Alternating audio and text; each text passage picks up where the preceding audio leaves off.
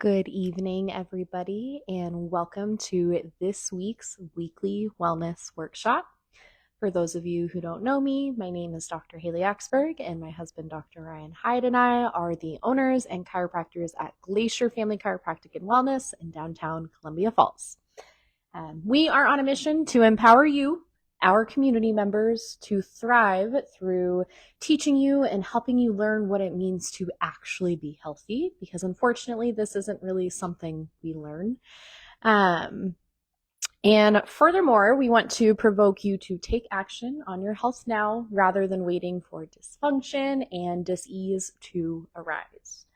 And today's topic is seasonal depression, also known as seasonal affective disorder. The acronym is S.A.D, which is pretty fitting, or just simply put, the winter blues.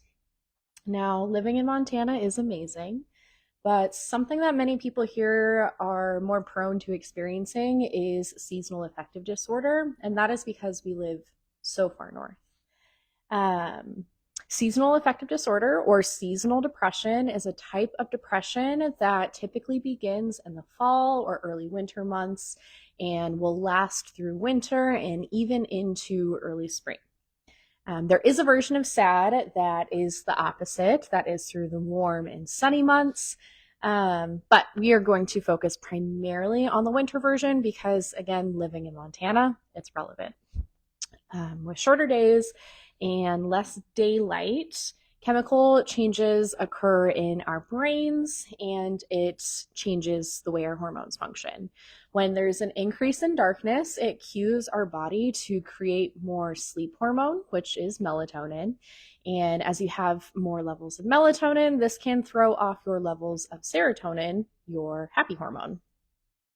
This can lead you to just simply feeling down. You may feel sluggish. You may lose interest in things that you usually enjoy. You might be gaining weight. You might be experiencing food cravings, especially like sugary, high carb cravings. And you might even be experiencing sleep issues. Hi, Cassie. Unfortunately, with seasonal depression, some people may become more dependent on substance use or alcohol dependency. They may be spending more time on technology and social media because they're inside a lot more, and they may be isolating themselves too. And all of these things make the depression worse. Now, seasonal affective disorder is something that I've dealt with. For those who don't know, I grew up in Vegas. So in Vegas, it was kind of the opposite, where there was so much sun and so much intensity for so long that it creates this kind of feeling of burnout and a similar feeling of depression. Prior to living in Montana, I was in the Midwest for 7 years, and the Midwest is near and dear to my heart, but it was really depressing being there in the winters. In Montana, at least, it's beautiful. Snow is beautiful. The mountains and the forests are beautiful. But in the Midwest, it was really brown and gray and just honestly kind of depressing. But recently, I've had a lot of extra time at home. We just got through the holidays a few weeks ago, and we always make sure we take off a little bit of time around the holidays just to slow down and enjoy the season. And then we had some unexpected days off for snow days and ice and all of that kind of stuff we've been dealing with lately. And then on top of it, this last week, Dr. Ryan and I were supposed to travel to Philadelphia for a chiropractic seminar. And we were going to be gone Wednesday through Sunday. But long story short, our travel plans were canceled just due to the weather. So I had an additional 5 days at home. And I will tell you, by the end of the weekend, I started to feel some of those feelings of seasonal depression kicking in, where I was just kind of restless, but also not wanting to take action and really do anything, and just feeling a little bit of cabin fever. I think a lot of us will refer to seasonal depression or things of the like as cabin fever. So I felt this way many times before. And I've learned some different coping strategies that work well for me. And also just throughout time, I've learned a lot about what it takes to have a healthy mind and a healthy body. And that is why we're here. I'm not alone in experiencing seasonal depression. And if you experience seasonal affective disorder or seasonal depression, you are also not alone. Over 10 million Americans experience seasonal depression, and seasonal depression can last up to about 40% of the year. When it's cold, when it's dark and icy and dumping snow, it just can really feel challenging to even leave your home. Um, when we're feeling depressed or down, this is a mental and emotional stressor that contributes to subluxation or stress within the nervous system, and preventing and helping others heal from the effects of neurological subluxation is what we are all about here at Glacier Family Chiropractic and Wellness. And we spend a lot of time talking about 3 categories of stressors with our patients on a daily basis. So first, before we dive into the action steps that you can take if you're dealing with seasonal affective disorder, I want to just simply acknowledge that winter is usually a slower season. Naturally, winter is a season of hibernation. We recognize this in animals, especially being here in Montana. We acknowledge that the bears hibernate when winter rolls around. But we often don't think of ourselves as animals or of beings of nature. And again, with the change in light, with the change in temperatures, it impacts the way our brain and our hormones work. And again, it can make you feel more sleepy. You may have more of a desire to rest and slow down and not pile on a lot of extra activities. And that's totally okay. That's totally normal. But with anything, there is a healthy balance. And that is what we're going to talk about today. So first, before we get into the action steps, I want to just start with a check-in. I want you to check in with yourself and be honest. How have you been feeling emotionally lately? And does your body feel like it's in a good, natural rhythm right now? Just take a moment to reflect. Now, whether seasonal affective disorder is something that's affected you or someone you love, I would urge you to write down these action steps. If we go through them, there's going to be 8 or so, I think, and take any notes that feel important to you. You can also go back and watch this video on playback. All of our videos we save on our Facebook, but also we have a YouTube channel, and the handle for that is at Glacier Fam Chiro, and you can find all of our previous wellness workshops on there. But let's go ahead and let's dive in. So in order to support a healthy mind, we have to be practicing a healthy lifestyle. If you want a healthy mind, you have to take care of your body. The two are not separate. The two go hand in hand. Hi, Mike. Being healthy is not always easy, and a challenge we may all experience is that if you want to be healthy, you have to hold yourself accountable. If you are constantly pulling from the bank of health and you are never making deposits, how can you ever expect your account of health to grow? Or let's look at it this way too. If you are constantly pouring from your cup, eventually you are going to have an empty cup and you're going to have nothing else left to give anybody else, including yourself. It can feel really daunting to take care of yourself, especially when you're depressed and down. So I do not want to dismiss that. And it's okay to allow yourself to feel your emotions. And sometimes you do need to just sit in those emotions and process them. However, at some point, we do have to hold ourselves accountable to pouring into our own cup, because again, health is not going to happen in any other way. There are plenty of people who are happy to help you and guide you in your health and healing journey, myself and my husband included, but ultimately nobody is going to impact your health more than you. So let's talk specific actions now.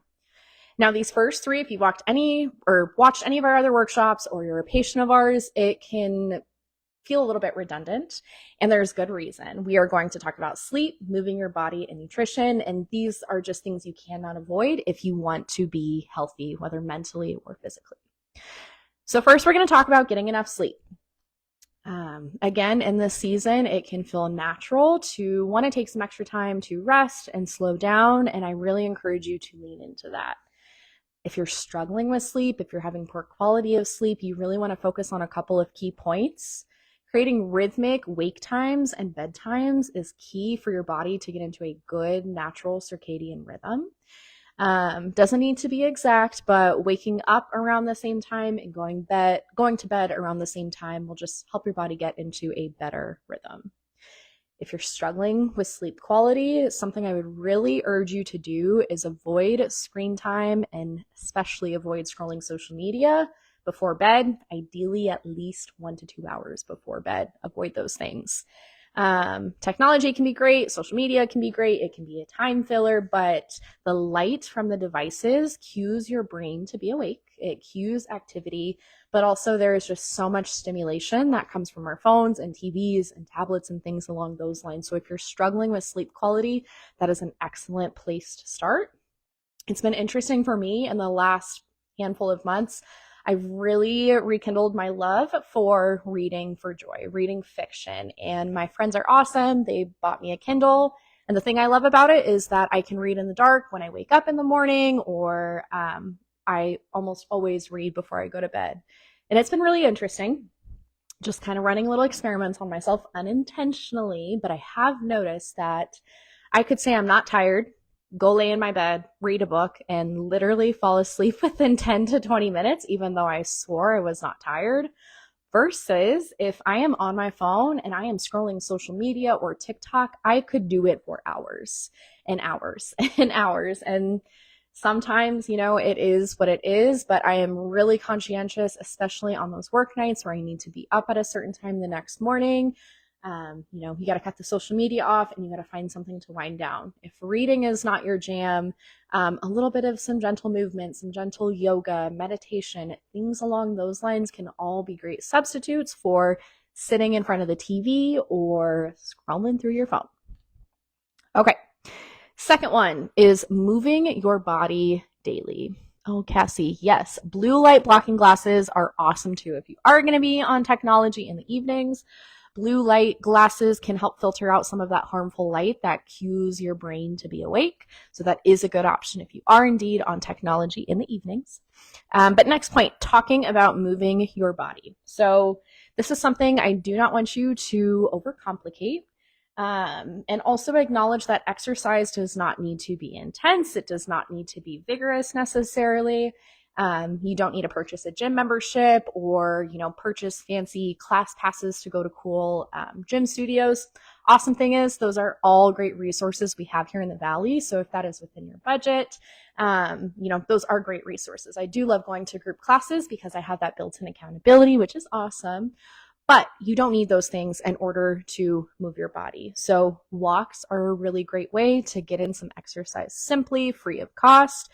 I know it can be a little hairy this time of year when it's icy and slick outside. So I would really encourage you, if you can, to invest in a pair of micro spikes, or we use Yak Tracks, and that will help you with your traction so that you can get out and walk or go for a little jog without busting your butt on the ice, because we don't want you to do that either. But I want you, like I said, to not make this overwhelming. So if moving your body daily and intentionally is too much for you, if you feel like you can't take those 20 minutes out each day, maybe start with every other day, or set a goal of 3 to 4 days a week. And as you become more consistent, you can always increase the frequency over time. For me, I get a lot more outside exercise and activity in the warm months. That's a natural rhythm, but I have been making it a priority to really focus on my physical movement in the winter, because it's easy to want to curl up on my couch with a book. So you're not alone on that. Don't feel guilty. But if you are struggling with mental health issues, if you are feeling down and depressed, you need to move your body to burn off some of that energy and create some good feeling, happy endorphins. Third, so the third thing of the foundations we always talk about is filling your body with good food. The food you eat, believe it or not, impacts the way you feel. You really want to avoid high processed foods and excess added sugars in general, but especially if you're dealing with mental health issues. There's so many unnecessary additives and ingredients and dyes that can affect your mental health. So you want to avoid those things as much as you can and focus on just real quality whole food. So making sure you're getting in a balanced diet of quality proteins, fats, and a variety of fruits and vegetables. And then in the winter, we also really want to prioritize foods that are high in vitamin D, because when we're not seeing the sun as much, we're not making as much vitamin D, and low vitamin D levels can really contribute to that seasonal depression. Some examples of foods that are high in vitamin D are salmon, sardines, mackerel, fish that are oily, all have really good levels of high vitamin D. high quality dairy. Personally, we love Kalispell Creamery. Kefir, which is fermented milk. This is something I love to add to my smoothies. It's high protein, but also high vitamin D. Egg yolks, red meat, liver meat, all of these things are high in vitamin D and stuff that you want to integrate into your diet. However, it's also important to acknowledge that it is very likely that you may need to supplement with a high quality vitamin D3 supplement in order to improve your vitamin D levels and help your body just feel better and help your mind feel happier. So if you're curious about supplementing with vitamin D, I would get in contact with your doctor. If you're a patient of ours, just let us know, and this is something we can work on with you.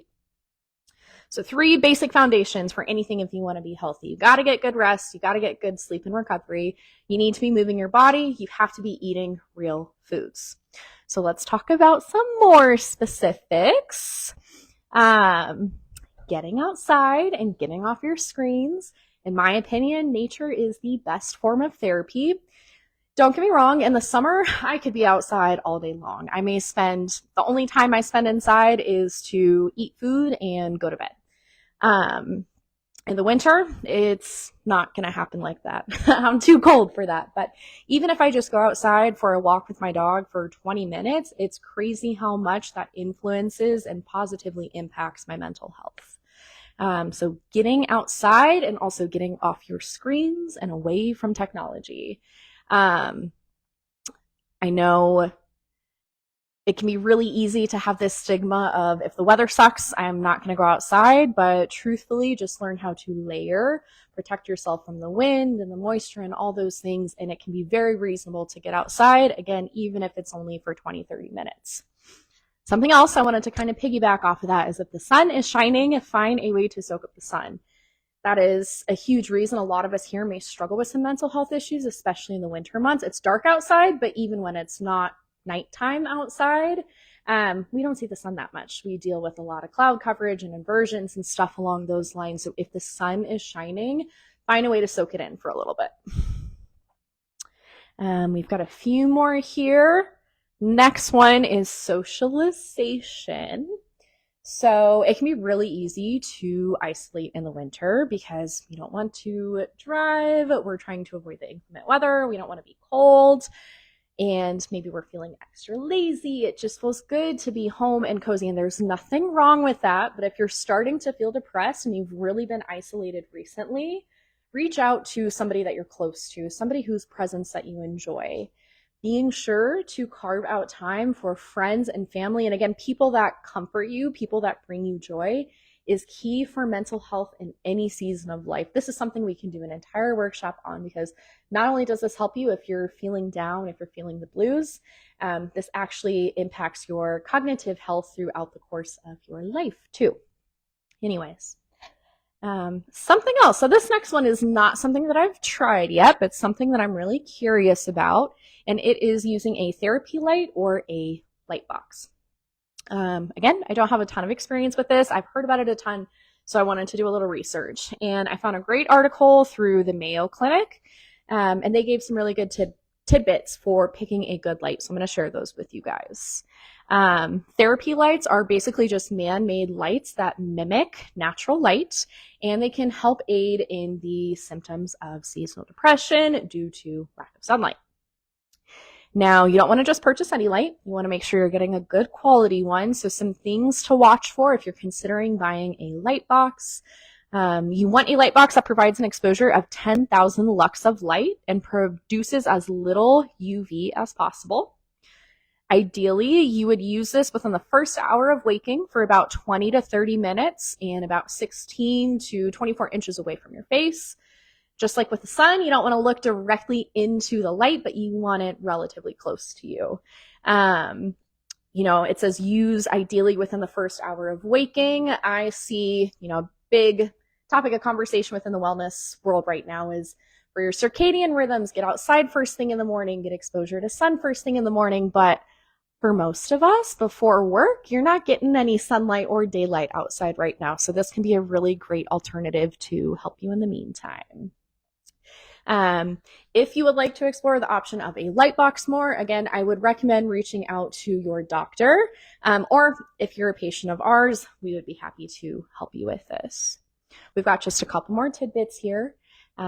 Ways to help support yourself if you are dealing with seasonal affective disorder. And this next one is therapy.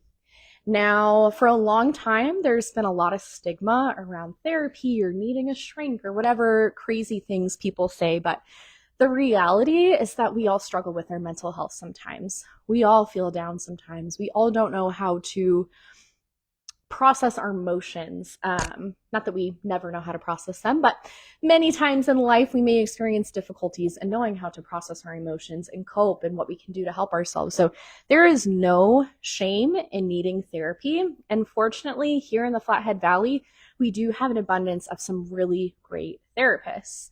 Therapy can help you talk through the negative emotions you're experiencing in a safe, confidential, judgment-free zone. And not only will they listen to you and you can get these things off of your chest, but they will also equip you with tools to help you heal and cope with these issues.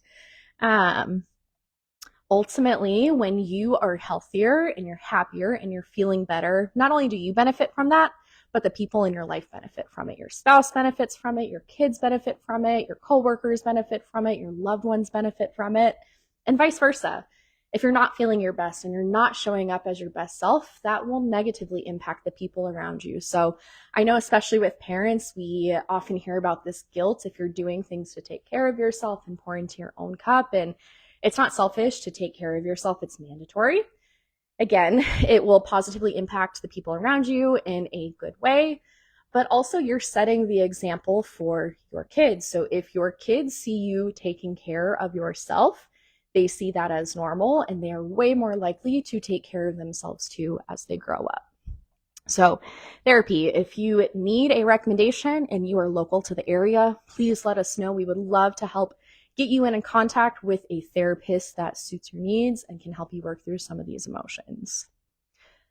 Now, last but not least, we're chiropractors, so we cannot avoid talking about chiropractic care. Now, with chiropractic care, our goal is not to treat anything or cure anything, including seasonal affective disorder.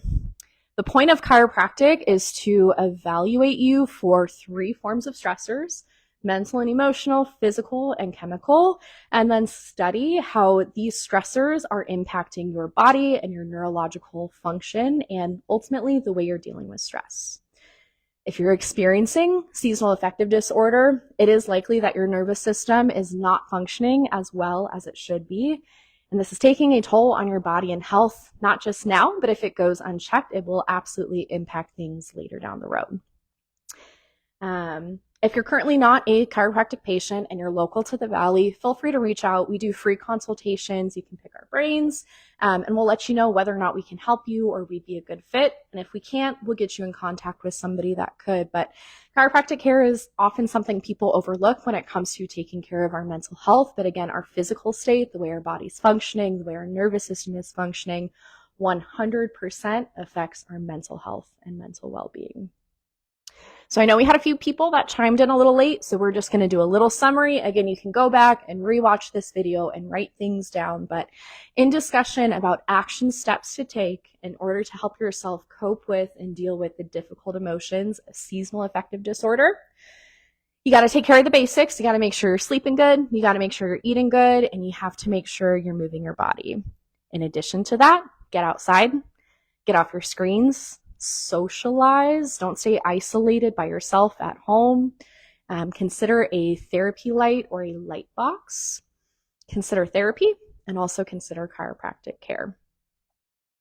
Now, to sum things up and to kind of wrap it up, I want to do a little audit. We did this in the beginning to check in with how we've been feeling emotionally, whether or not we feel like our body has been in a good natural rhythm. And now we're going to take a moment of reflection on the things we just learned. So out of those 8 action steps, what can you be doing to ensure that you feel happier and healthier in these cold, dark winter months? Even if it's just one action step, I want you to write something down that you are committing to, that you are going to take action on in order to support a healthy mind during the winter months. And I'll give you a moment there.